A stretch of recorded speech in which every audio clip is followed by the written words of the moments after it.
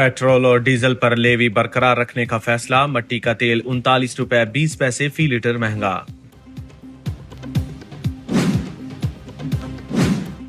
Opposition जमातें अगर तनकीद ना करती तो हुकूमत फिर 50 रुपए फी लीटर तेल की कीमतें बढ़ा देती। सियासी रहनुमा मोहम्मद जुबैर।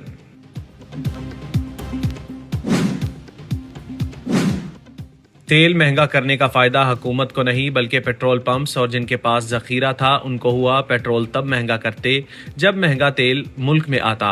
रहनुमा पीपल्स पार्टी सैयद नवीद कमर।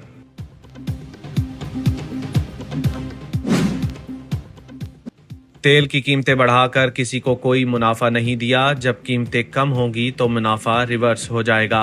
जो लोग तेल की कीमतों का मैकेनिज्म को नहीं समझते वो तनकीद करते हैं जब आलमी मंडी में तेल महंगा होता है सस्ता फरोख्त करने का कोई तरीका नहीं। वजीर आजम के कोऑर्डिनेटर राना एहसान अफजल।